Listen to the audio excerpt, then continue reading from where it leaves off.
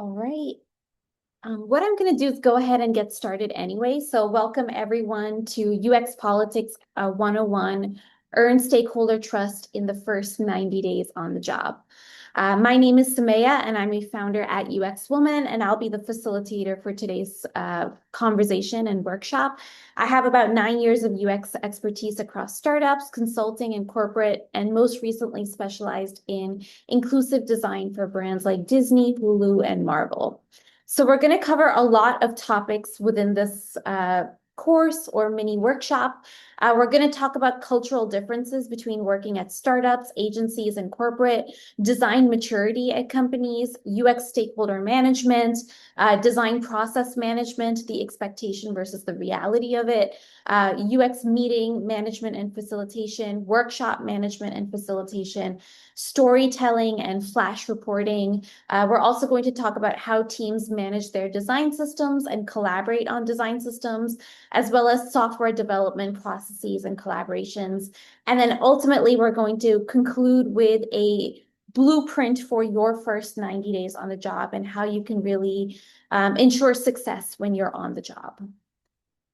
So let's start with UX cultural differences. There's different cultures in UX between startups, consultancies, and corporates, and these work styles are a little bit different depending on where you land. So when we talk about startups roles, we usually think about folks who can be the jack of all trades and work across multiple UX roles. So they tend to be a UX researcher and a UX designer. You're going to notice a lot of product designer titles when it comes to startup work. And when you start to look into those job descriptions, you're going to see a mix of both UX research skill sets and UX design skill sets. There's also startups that tend to hire people who are a mix between a UX designer and a UX engineer. And you might see that role titled as UX engineer or UX designer or even product designer. So the titles may vary and the actual, tasks that you would do within the job might vary as well. But startups are more lenient with someone who can be a jack of all trades, and they're hoping to really maximize on their hiring by hiring someone who has multiple skill sets and can pursue multiple career paths within the company. So startups tend to have faster work environments as well. You're going to notice a lot more sprint development cycles and working within 2-week sprints to kind of complete certain tasks or deliverables from the design, research, and engineering perspective. Then we have consulting, and in consulting, you tend to work in more distinct roles within creative teams for client projects. And you could be working on anywhere between 1 to 3 client projects at a time, working with different designers and creatives like content designers, content strategists, UX researchers for that project. And the work pace could be anywhere between fast paced to more of a medium workspace. So you could end up having, 1 to 3 client projects every 1 to 2 months, and you could expect projects to last for 1 to 2 months. And then finally, we have corporate. And corporate is, again, working in very distinct roles. You're either going to be a UX researcher or a UX designer or a content designer, and you're working on internal projects, usually 1 to 2 projects at a time. Corporates tend to have the slowest work pace. And you can expect projects to last anywhere between 1 to 2 months. And you can also expect to spend a lot of time communicating and marketing and selling your project work to multiple teams and stakeholders. And that's half the job. The other half of the job is actually doing the work and completing the research and design work. And so you can, expect different work cultures within these environments as well. So startups can have longer work hours and lower salaries depending on whether the startup is bootstrapping, and they may tend to offer equity instead of higher compensation or benefits packages. Some startups have Series A or Series B investment, in which case they might have millions of dollars of investment. And so then they might offer higher salaries than what you might be used to seeing at a typical startup. Consulting tends to have billable client time where you work on client projects and those hours are billed to that specific client. So if you're working on 1 to 3 different projects across different clients, you're billing your hours to each of these different clients. But there's also time where you might not be billable, and you might be working on internal projects for the consulting company or learning. So the consulting companies tend to pay an average salary and benefits, and it depends on the size of the agency. Some agencies operate as startups, other agencies are more established and operate more like corporations and large, global corporations. And then finally, you have corporate, where you can work on anywhere between 1 to 2 large projects every 1 to 2 months. Corporates tend to pay the highest salaries and offer really robust benefits packages. And there's, different lifestyles when you're working across these different types of companies. So what is a day in the life of a small startup UX designer or researcher look like? At a small seed startup, for example, you might be closely collaborating with the founders of a small team, and each person brings on their type of expertise. So you might be bringing on design expertise, and you might be the one person on the team that is the design expert. And so you would almost be considered this UX unicorn, right? You're responsible for all things UX. You might be even responsible for setting up UX research and design practices at the company. And for seed startups, this tends to be the least stable role, and it depends on whether revenue or funding keeps coming in for the startup to keep growing and scaling. As I mentioned, if it is a Series A or Series B startup, you could actually be working within a UX team or multiple teams, and you could be working on 1 to 2 projects for different aspects of the product or service. So again, Series A and Series B startups tend to have millions in funding, so it tends to be a more stable role. And again, you will have access to founders and executives to scope your projects, but you might also have access to product managers and UX managers to really, really set the boundaries and scope of each of your projects. And then you would work within 2-week sprints with clear handoffs to developers or designers or other team members. And if you're working in an agency as a UX designer or researcher, everything starts with a client brief and a project scope.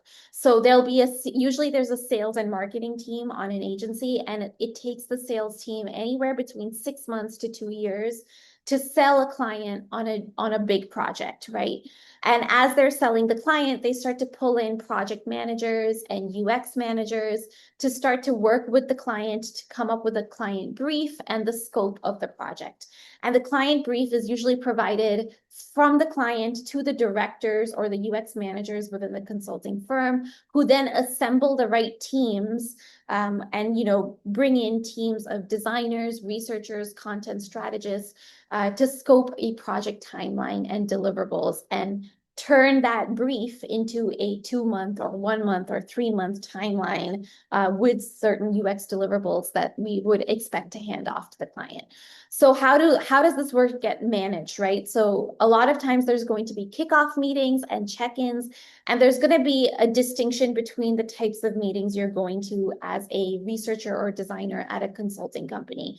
So you might have internal team meetings with the designers and directors and managers to manage the project internally. And this is where you're working in the rough. You might be showing your rough work. You might be collaborating more informally. And then you might also have check-ins with external client teams. And these meetings tend to be a little bit more buttoned up. This is where you're presenting a polished deliverable to the client. Or it could even be informal check-ins with the client, in which case you might not be presenting deliverables, but you're being really thoughtful about what you do present or what you say on those team meetings. And then finally, these deliverables are created and presented to the client. Sometimes the client is brought along on the work. So for example, if it's user testing, the client might sit in on user testing interviews, or the client might, be a part of ideation workshops. And other times the client might be taking on a more hands-off approach. So it really depends on the client. It really depends on what the client brief is and what they're really excited about. And then, you would deliver on that work. And so finally, a day in the life of a large corporation as a UX designer or researcher, it usually involves a project kickoff, and the manager will kick off the project and always have a scope of work in mind. And usually the manager has visibility and access to a project pipeline. And that project pipeline is being developed by the directors of UX, the VPs of UX, and even, C-suite executives as well. And as it goes from, top down, it kind of gets changed and modified, right? And so every element on the executive and management teams are having their say on and their influence on what ends up being the final scope of work. And so once that happens, there's a project kickoff. The manager usually leads the project kickoff with the UX team. There's going to be internal team check-ins within either the UX research team or the UX design team or the design systems team. And there'll be continual tracking of progress on a daily or weekly basis. There could also be cross-functional team check-ins. So the cross-functional team is kind of like that external client in the consulting world. And so what tends to happen is you might be showing your rough work and doing more informal meetings with the internal team. But when you start to meet with external teams and cross-functional teams, you're showing more buttoned up work, and you're making sure that there's clear handoffs between the teams and your element of the project is completed.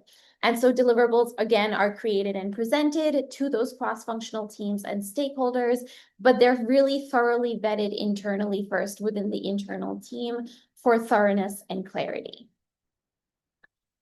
And so there's different types of design maturity at companies.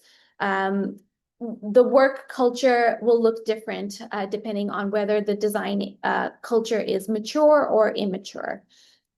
But before we continue, what I'd like to do is really check in on everyone's questions or anything that you're thinking of.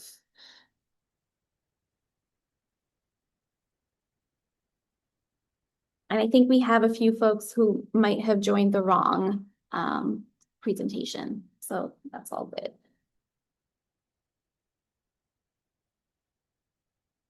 And I see a question from Christina. So would agencies fall under consulting or startups for work styles?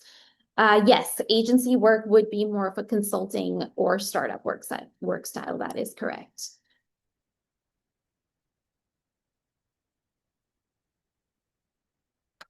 All right. So what does a design mature organization look like? The design process at a design mature organization is really made clear across all cross-functional teams, and there's a UX process in place for completing all project work. So UX touches nearly all projects at the company.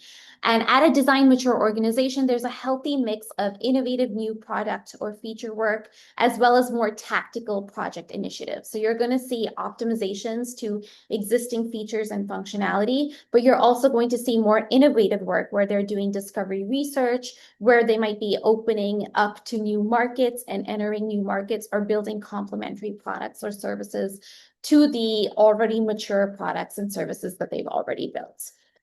And so what would a scenario around a design mature organization look like? So at a design mature org, UX initiatives are scoped and vetted at the executive level, and UX initiatives are prioritized at the executive level as well. So usually you're going to see the presence of a chief design officer or a VP of UX design or someone who is in charge of UX leadership and can really define UX leadership and sell the design process at the executive level to the C-suite. But there's also the flip side, right? There's also companies that can be design immature.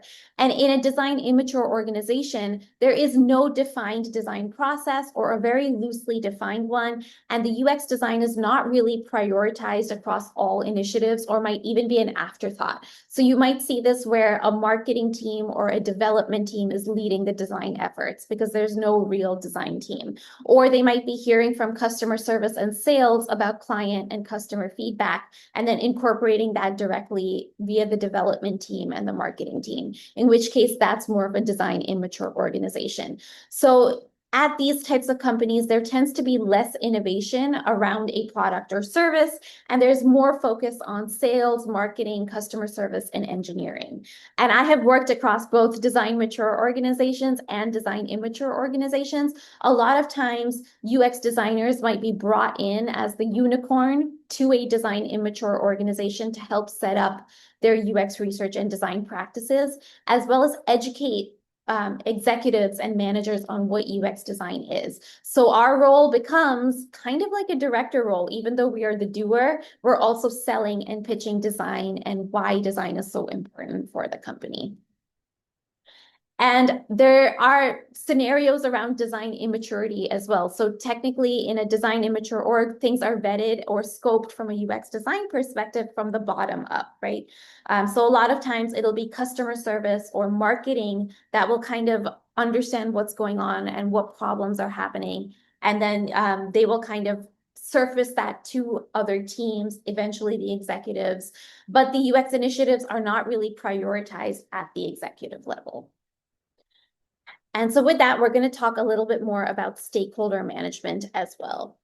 So what we like to do is in stakeholder management, it's really important to get introduced to new managers across different teams and really establish more of a one-on-one connection through personal rapport as a project begins so that you can get to know their personal and professional background. They can get to know your personal and professional background as well, and really kind of understand what your expertise is outside of the project or the bounds of the project. And then you can also, during these kinds of one-on-one calls, ask for their communication preferences and the frequency with which they would like to be communicated to while they're working within the bounds of a project. Establish your boundaries as well, right? Tell them your preferences for how much heads down time you like to have per day versus how much meeting time or collaboration time you want, or tell them very clearly if you have a specific sign-off time for that particular day or for that particular week. And then you can start to come to a compromise between what your needs are and what their needs are, and continue to optimize that working relationship. So I remember when I was in grad school, I was working on multiple freelance projects, and I had a startup client who wanted to DM me on Slack every day while I was working on projects. And he would DM me every 20 minutes or every 15 minutes. And I just couldn't work that way, right? I needed, really heads down time in Figma. And I needed at least blocks of 2 to 3 hours where I could really focus on doing the work rather than making quick fixes for him or being interrupted from my flow. So what I ended up doing was he was, I think, a very anxious client and wanted to make sure that I was doing the work. So I had to establish that type of trust with him, right? So I told him that I would check in with him initially at the beginning of every day and the end of every day. But I needed more of that like downtime to work on on the project. And then what I ended up doing is as he started to see my work outputs, he started to check in on me less and less. So we reduced our check-in times from every morning and every evening to every evening. And then eventually, by the time I got to the second or third week of the project, we were checking in once a week, right? Because he was used to the cadence of my deliverables and how I would deliver on what I said I would. And so it's always about building that kind of trust over time. And it's important to manage relationships and expectations with your managers. So discuss each of your ideas and expectations around, again, what's your heads down time to work on a project versus collaboration time. And that includes DMing through Slack and text and things like that. Talk about your communication preferences. Maybe a quick check-in only requires a Slack message at the beginning of every day versus a full 30-minute to 1-hour call. So when is it appropriate to do more of a messaging system versus a call versus a video call? So start to think about things like that and how much you would want to check in with those managers. Is it on a daily basis? Is it a weekly basis? It can vary depending on who you're working with and the work culture at that company. And so tell them of a plan ahead of time so that you can manage their expectations as well, of you as well. And the more you're able to give them a plan and give them dates for when you're going to deliver what you say you will, the more leeway you're going to have when you actually deliver on those elements and earn their trust. And so sometimes there's going to be tough situations that occur when there's kind of a mismatch between your expectations and your manager's expectations. And this might not be malicious at all or political at all, but I would say the first thing to do is to really think about your personal communication preferences. How did you communicate what you said you were going to do? How did they communicate? And it might more be a mismatch in those communication styles than an actual conflict. But if you sense that additional animosity or something is not right, consider the politics within the community or the company and what are the pressures on your manager right now to deliver to other team members or other stakeholders or other leads and executives. So consider those stakeholder relationships as well and lean into or away from that manager to see where you can gain support within the company. And we can talk about that in more detail on one-on-one calls. Obviously, you don't want to go above your manager's head and talk to their boss or their leads, but it's more about understanding where they're coming from and kind of diffusing a political situation. And usually, when you start at a company, you're going to have introductions to other stakeholders and they're going to be made by your manager. So usually when you first start at a role, your manager is going to give you at least 1 to 2 weeks time to get to set up one-on-ones with your team, cross-functional teams, and even, other managers and leads and potentially even VPs and executives, right? And so that's what good managers do. They want to create transparent communication pathways for you to really succeed in your career. And they're going to be more open to introducing you to their boss. So in some of the best work cultures I have worked at, my manager has been really open with having me talk to VPs and executives, and they trust me to hold my own in team meetings, but they also trust me to check in with them and kind of get their approval about certain deliverables first before I share those deliverables to executives at the company. So again, you can communicate with your manager before setting up one-on-ones with other stakeholders, especially if those people are executives.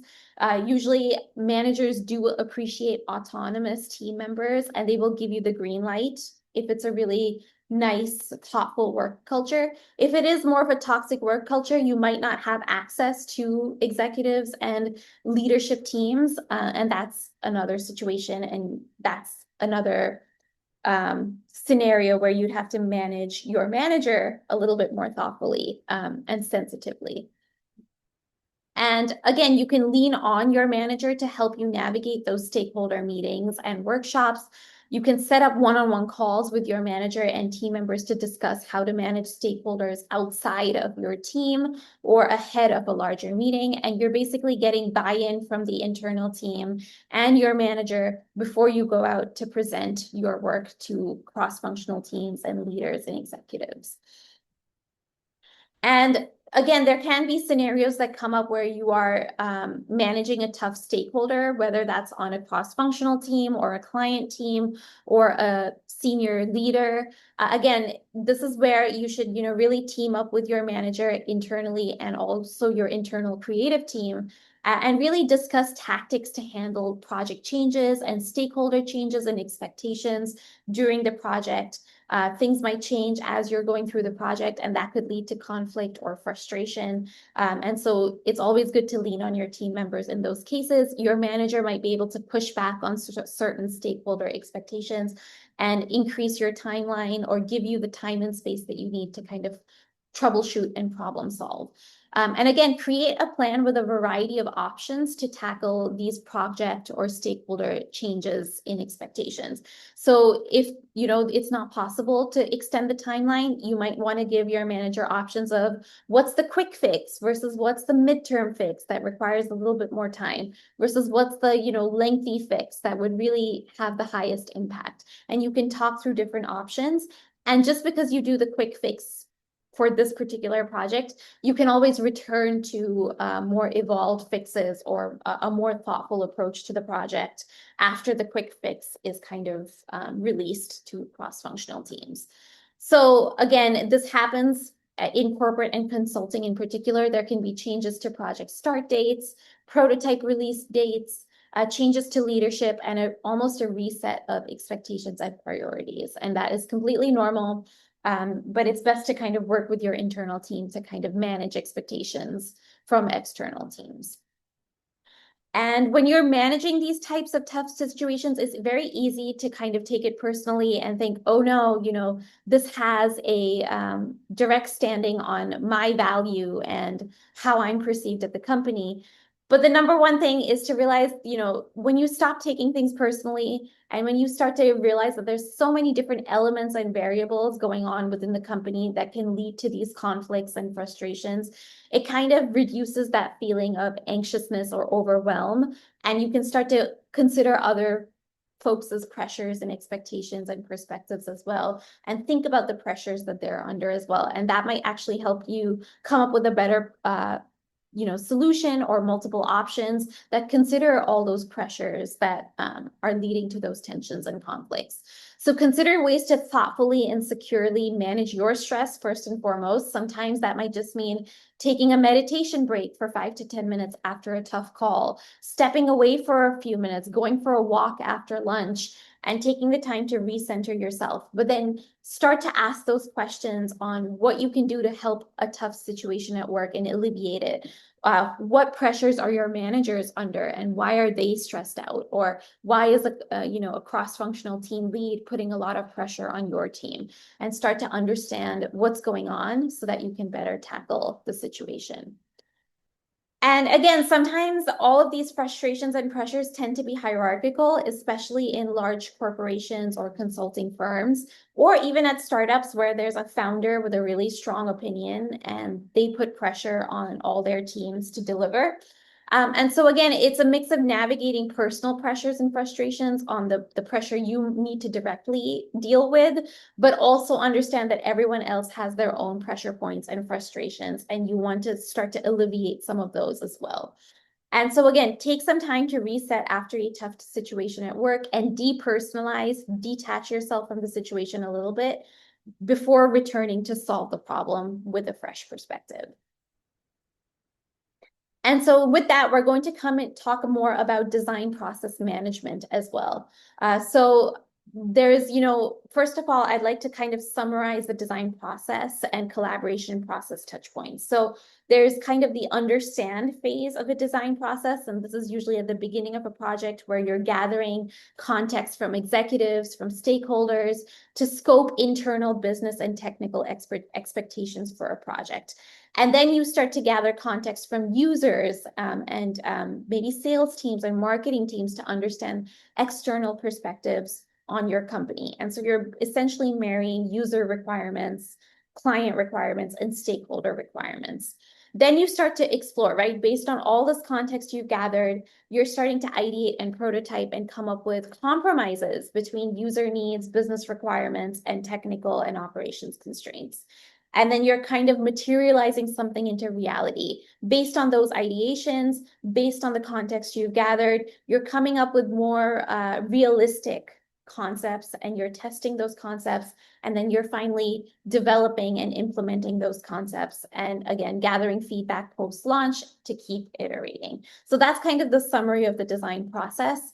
But you also have to kind of really gather stakeholder context first and foremost to really set the scope of the project at the beginning of any design project that you're working on. And this usually starts at the executive and management level for design mature organizations. They're trying to align on their business priorities for their year. And so executives and team leads are mostly going to talk about business goals.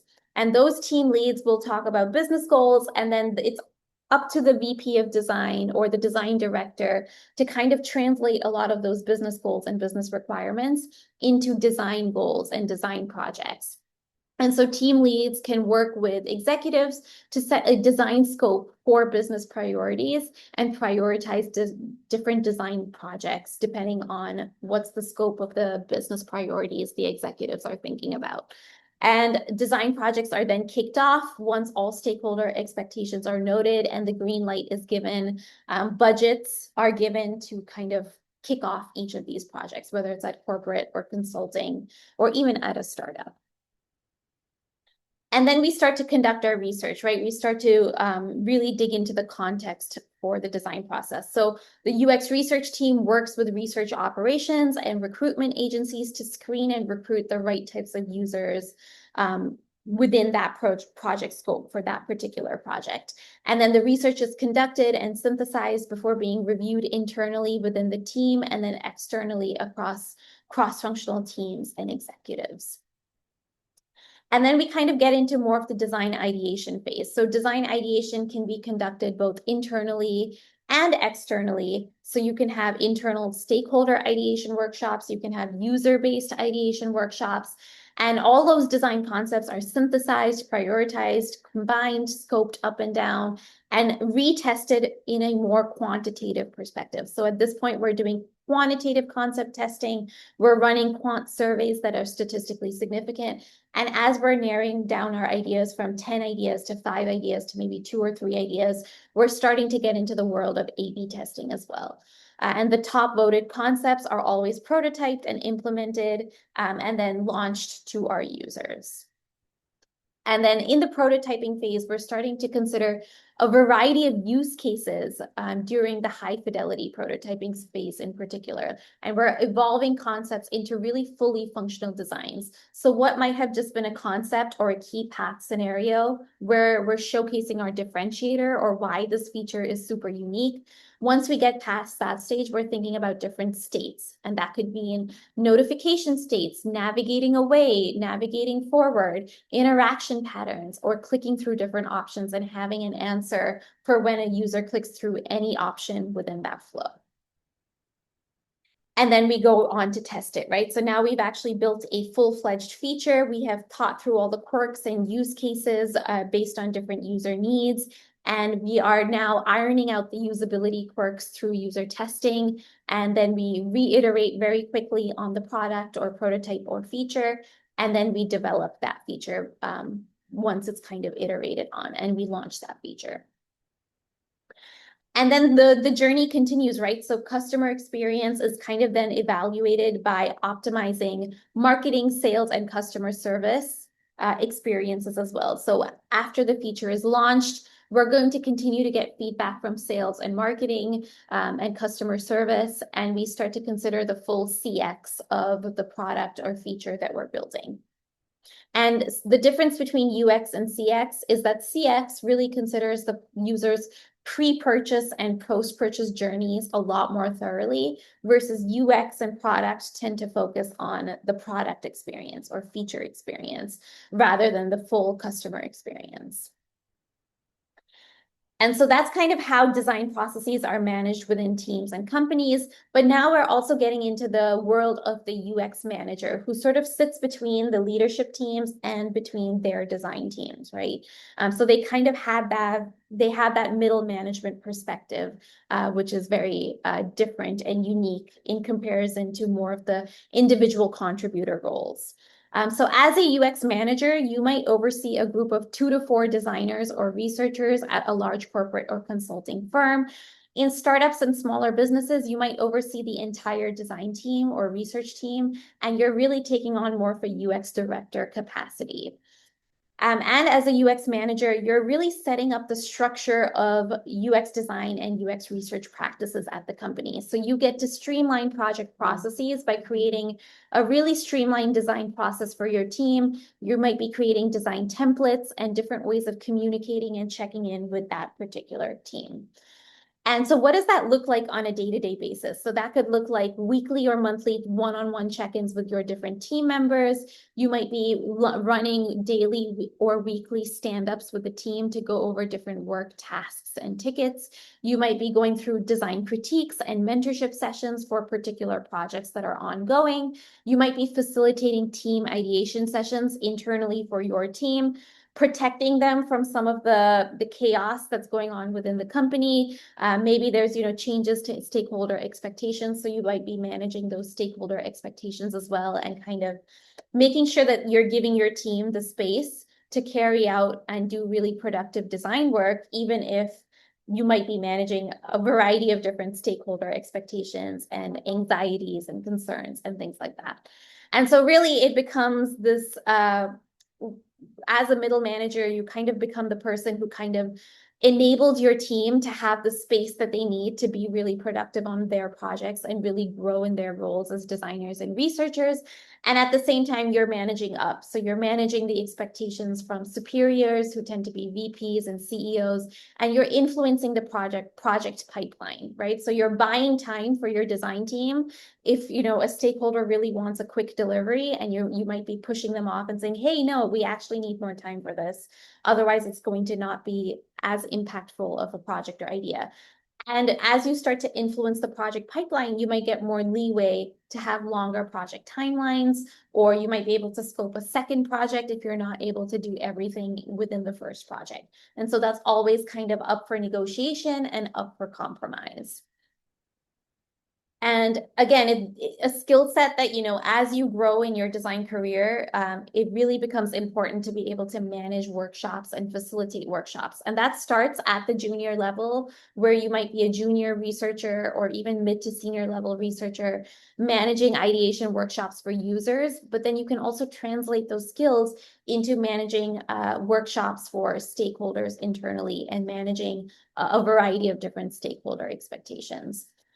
So there's different types of UX workshops to consider. Again, stakeholder workshops are used to gain context, set expectations and scope. These are usually run by principal level designers, lead designers, managers who are also managing up and trying to give their team the space to do what the team needs to do. Then there's ideation workshops. Those could occur internally, or they could occur with users and clients. And these tend to be led more by the senior researchers and designers. Even mid to junior level researchers and designers can facilitate workshops as well. And deliverables tend to be presented via interactive Miro or FigJam boards to create more of a conversational work in progress type of culture where everyone can kind of get their hands dirty and sketch out ideas and contribute to what needs to be done. And you can allow for some presentation time to set up context and expectations and goals within a workshop. That's typically how a workshop starts.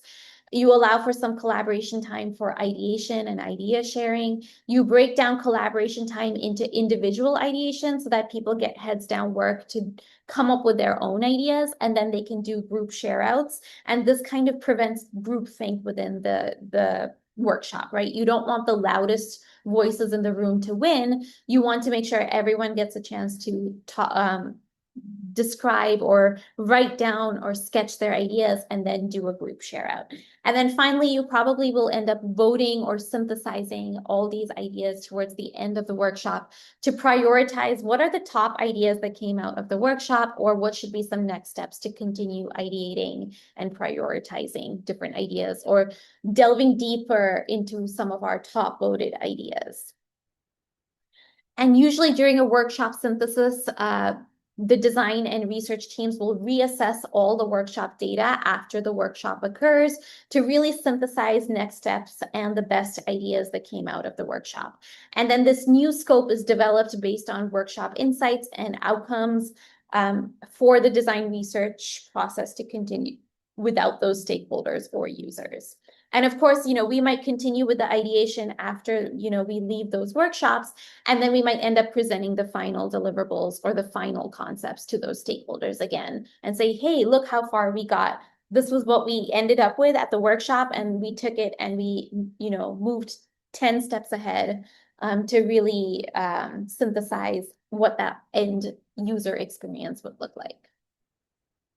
And so again, storytelling and flash reporting becomes really important when you are working in the UX field. And a lot of times deliverables that you might present to both internal stakeholders or cross-functional teams or even external clients could be a UX screener, an interview guide, UX interviews. Your clients or stakeholders might sit in on interviews that are both live, moderated, or unmoderated. And they might be, telling you what they thought about those interviews or giving you feedback on how to run those interviews as well. There could be affinity clustering during the synthesis phase, and sometimes clients or cross-functional teams like to sit in on that synthesis element as well. And finally, we deliver a findings and recommendations report for research or a flash report. We might run more ideation workshops. We might deliver ideation workshops results or next steps. And we might even get into then what we call ideation concepting, wireframing, and prototyping. And in this case, the client starts to take a more hands-off approach. Cross-functional teams take a more hands-off approach, and we might be gathering feedback via comments to our Figma prototypes and wireframes, or we might be doing prototype walkthroughs with clients as part of our deliverables. And we might also be, sharing deliverables like user journeys, process maps, service blueprints, and user types as well. And we want to really format our findings and recommendations in a way that's really digestible to our clients and easy to understand. Typically, a finding and recommendation is presented together. So usually you'll present one finding and then multiple recommendations or one recommendation to solve that, finding. We, as researchers and managers, tend to keep the solutioning to a bare minimum. We like to bring in and co-create with our clients and cross-functional teams. So it's very important to be really specific and thorough about what your finding is and what the insight is, but be more open-ended about the recommendation, or have the recommendation be vague enough to ensure collaboration and ideation internally within the team, right? So it's always a co-creative effort to come up with the solution, and that helps the client teams and cross-functional teams feel heard, and you have more buy-in on your solutions if it tends to be more of a co-creative process. And so true storytelling, the really good storytellers really set up the problem, really set up the challenge, and really invite other people to help them come up with great ideas. Nobody wants to work with the genius designer in the room who has the solution for everything. And that is the biggest misconception I think a lot of junior designers have. Sometimes you don't have time to build a really formal findings and recommendations deck with lots of details. Instead, you might choose to deliver a flash report. And a flash report presents findings and research and invites the audience to collaborate on how to solve the problems that were brought up in the research. So the flash report can be kind of informal, and it can be a format, like it could be a Word document. It could be as simple as that if it's a startup environment. Or if you wanted to get a little bit fancier, it could be a Miro or FigJam board for rapid presentation and delivery. I once worked on an international UX research project for Disney, and I had to translate our, UX research screeners and surveys and screens that we were testing across 4 different languages. And because of the quick turnaround time and all the time that went into translations, we had to deliver a flash report format to deliver insights across how users perceived this one experience across all these different languages and all these different cultural models, right? So we delivered a FigJam report, and we showcased how Dutch speakers had this kind of thought process when they went through the flow versus Portuguese speakers versus Japanese speakers, right? And we were able to kind of compare and contrast different cultures and how different cultures reacted to that flow. And the flash report, took place. This was like a month-long project, so we had to do a lot of research and then deliver really fast. So after we delivered research on 2 of the countries, we delivered a quick flash report. And then after the other 2 countries were completed, we delivered a second flash report, because we wanted to make sure we were operating quickly and that our teams had the insights that they needed as quickly as possible. And again, UX story formats could be FigJam visualizations, but they could also be very specific types of visualizations. So they could be user types, user personas, stakeholder maps, journey maps, process maps, service blueprints, timelines, sprint planning, project outlines. They could be ideations from workshop activities, user flows and diagrams, wireframes, screen concepts, both at the low fidelity and high fidelity. And so now I want to talk a little bit more about design system management within teams, but I'm going to pause there to see if there's any questions. Right, taking a look now. So how do you navigate if a client doesn't know what they're looking for and the project seems to run in circles as a UX designer? That's a really great question, Christina. Then if the client doesn't know what they're looking for, I would say that is an issue more for the UX manager and director who should work with the client to gain more clarity on what they're looking for. However, that doesn't always end up happening in reality, right? Sometimes the client just wants to see work and kind of react to work. And that might be more of a reactive client than a proactive client. And the best types of clients to have are the proactive, the ones where you can really define the scope of work ahead of time. And then you have a really thoughtful scope of work and you can actually just take the time to do the work heads down. But unfortunately, we do have reactive clients, right? So I'm going to go back to that freelance example that I had with one of my startup clients when I was in grad school. And it was really an activity on building trust. Usually reactivity comes from a place of anxiety and pressure, right? And this startup founder was in a really anxious state of mind and really wanted to see deliverables fast. They wanted to initially, when I started working with them, see a screen every day. That's not how I work. So again, I had to push back on what was feasible for me, right? Like I couldn't have someone DM me every 15 minutes. I would never get any work done. So that was a little extreme, but having at least, a daily check-in at the morning and the evening was enough for me to propose for them to kind of back off. And then I was able to manage their reactivity a little bit and buy myself some time. And so sometimes you are working with reactive clients, in which case the best thing a UX manager can do is buy the team time. And this can be in consulting, in corporate, in startups. And they might buy you 1 day of time. They might buy you 1 week of time. They might buy you 2 days of time. And then slowly they're going to try and earn trust to reduce that reactivity. And so you might, after working with that one client, for example, for months, that client started only checking in on me once a week, and they would just totally trust me to run my own work and manage my own sprints because I had already proven myself to them. So, you will find that the hardest times to work with a client is a first-time client when you're first working together, or when you're first joining a job, the perception of you at the company is not yet set. People don't know if they can trust you or how much they can trust you. And so they might be more micromanaging in their tactics or more reactive in their tactics. And it's up to you to set boundaries for yourself where you can actually do productive work and your team can do productive work, but also slowly earn and build that trust and a good working relationship between the two of you, where you do get more leeway. And eventually, I was proposing really radical changes for the startup. And I know if I had proposed those changes to the startup when I had first started, it would have been a hard no, right? But I slowly got from a no to a maybe to a yes. So it depends on your persuasion skills as well. And as you're earning trust, you can start to persuade your client, to take bigger risks, to take bigger leaps from a design perspective. And because they start to trust you and they know you can deliver and you've earned that trust, they are more likely to say yes. Another question from Alondria: can you be a freelance UX consultant, and do you need to build a team, or can you do it by yourself? Again, it just depends on your skill sets, right? So as long as you have great UX research and UX design skill sets, you could definitely freelance for client teams. I would say a solo freelancer tends to work best with startups and smaller startups and smaller businesses.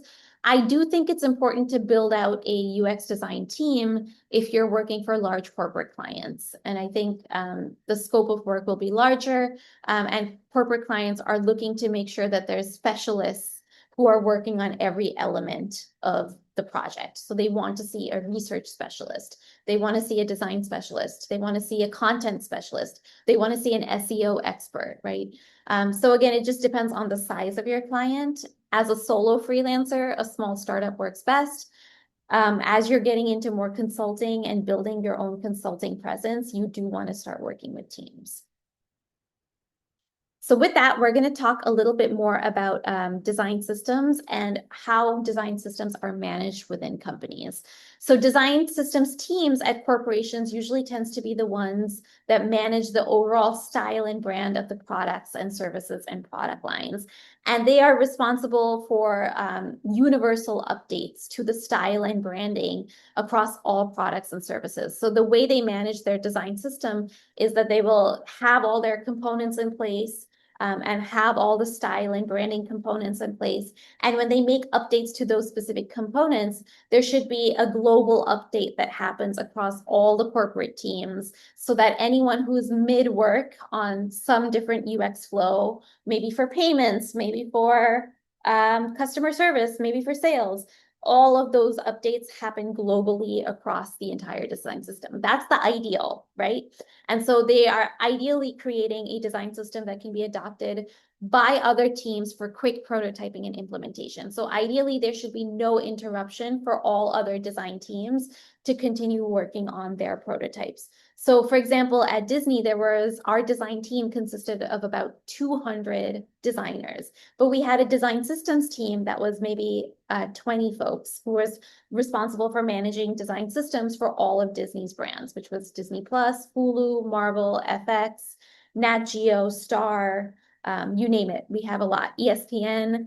And so again, there's different design systems for each of those brands, right?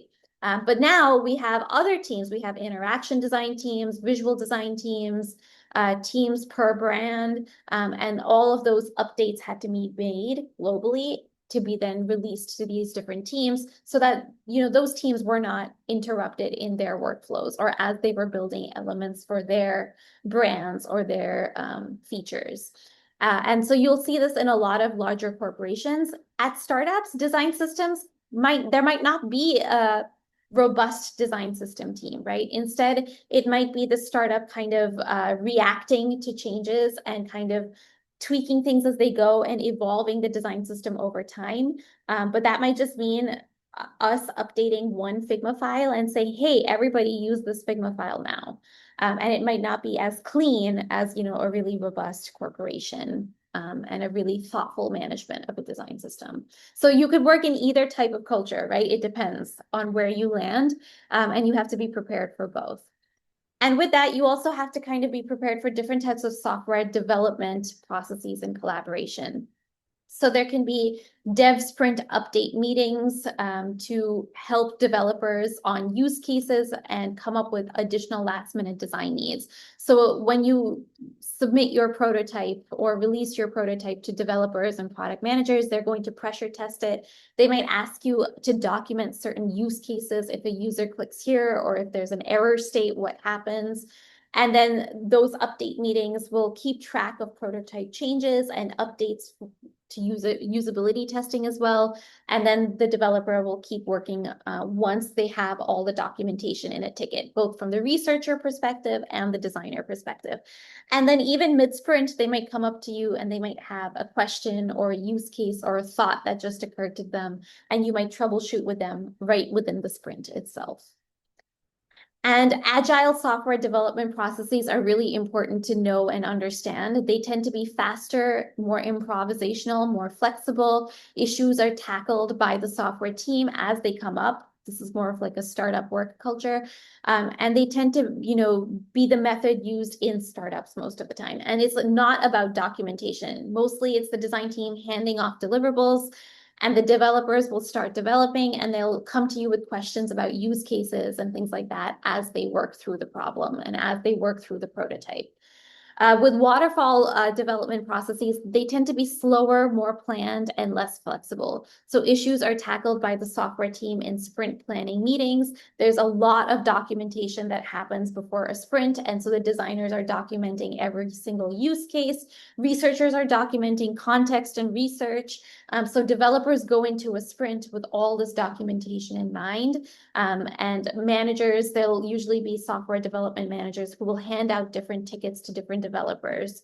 And this usually happens when it's different developers developing the same, developing a same ticket or the same prototype, but they're splitting up the build of the prototype, for example. So you do need to have that universal documentation that maybe 5 different developers are referring to. At a startup, it can be more lenient if you have 1 or 2 people you're working with and it's between you and your 2 developers to kind of fix things and troubleshoot through and build the prototype.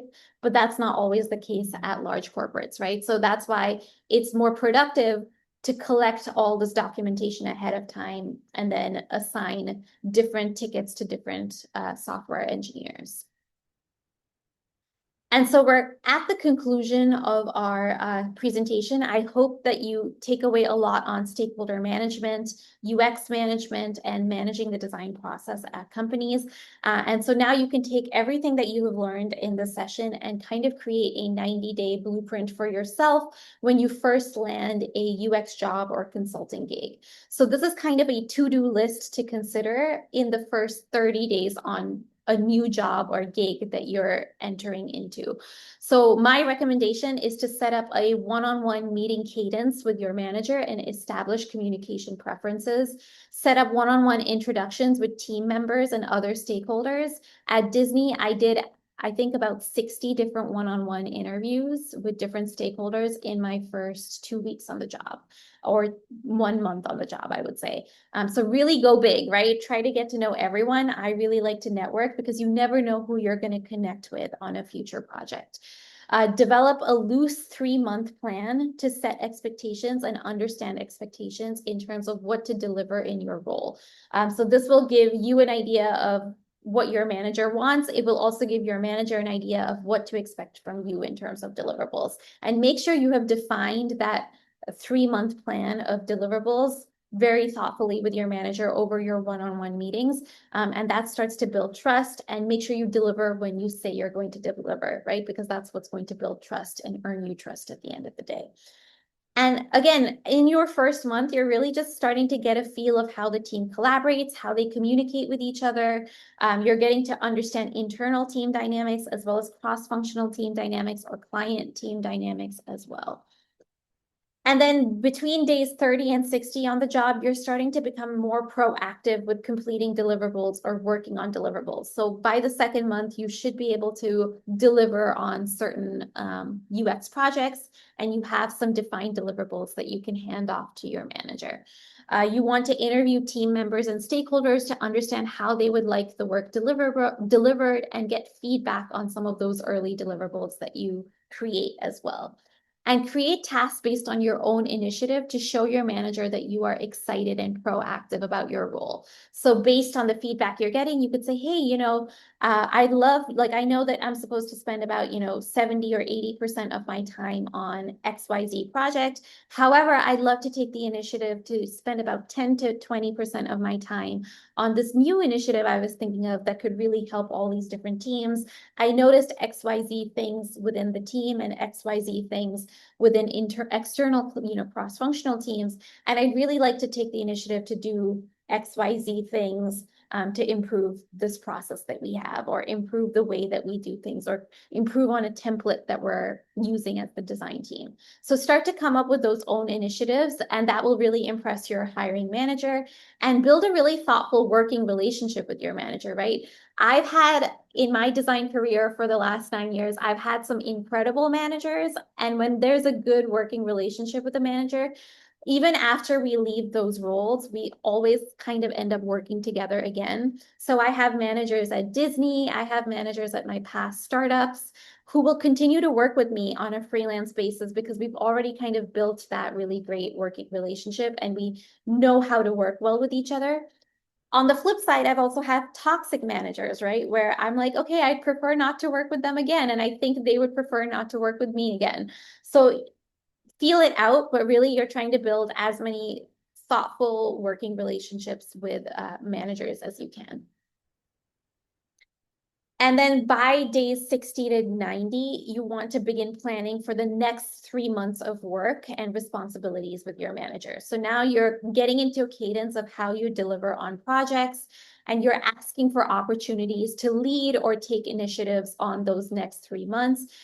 You're trying to also get a sense of what's happening for your manager in terms of a pipeline of work, and you want to start to set expectations about wanting to move into a senior level role or the next level in your career within the year, and ask your manager how to go about it. So it doesn't matter that you just started the job. How you start the job and the perception of yourself that you build in the first three months on the job is going to set you up for success for future promotions that year. And so you really want to start to get the ball rolling with these monthly, quarterly plans. That way you can, ask your manager, hey, a year from now, if I were to, be considered for a senior UX designer role, what would I need to have accomplished to be considered for a senior level promotion? Okay, now let's work backwards from there. If that's the expectation for a senior, by my 6 month mark, I need to have accomplished XYZ things. Okay, let's break that down. What do I do in the first 3 months to get halfway there? And then what do I do from between months 3 and 6 to work my way into a senior level role or the next promotion or a pay raise or things like that. So again, getting into that cadence of building monthly deliverable plans, quarterly deliverable plans, can help you set yourself up for success when you need to ask for a promotion, because you shouldn't be asking for a promotion just 1 month before it's time for your manager to evaluate you. It's a year-long process. Your manager has been evaluating you this entire time, right? So by the time you get to 1 month before the evaluation, you just essentially have a list of everything that you did that year that landed impact or really helped you set up for success for a senior level role. So I will end on that note with you, and I would love to hear any other questions that you might have, or anything that you're thinking about as we're kind of concluding this session. So I see a question from Christina. Would an agile process mainly mean an iterative process? Agile means that it's more informal. So there's less documentation in terms of design and research documentation that needs to be handed off to developers. And by documentation, I mean documentation in Jira, which is a tool that, folks might use, or Trello, which is another tool folks might use on the dev team before they start a sprint. So there's less sprint planning and less documentation on the design and research work. And there's more just kind of collaborating informally with the developer as things come up. In a waterfall process, there's a heavy amount of documentation that's needed before they can go into a sprint. And it's usually because one designer isn't going to be able to talk to 10 different developers at the same time and troubleshoot with them. So the more productive way of doing things would be to document as much as possible so that all those 10 developers have what they need, and you're getting fewer requests as one person, right? In a startup, if it's just, working with 2 developers, you can just go back and forth. Monday.com is great as well as a tool. So I'm taking a look at some more comments.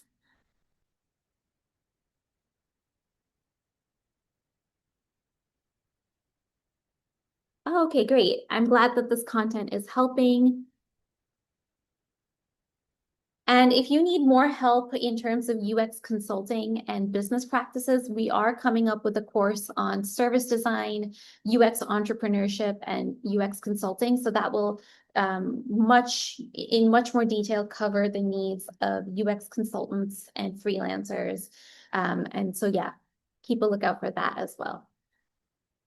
Thank you so much for joining and taking the time today on a Sunday. I know it's a summer, so probably not the best time that people want to learn things, but thank you so much for joining me, and hope to see you at another session. Great, I'll see you.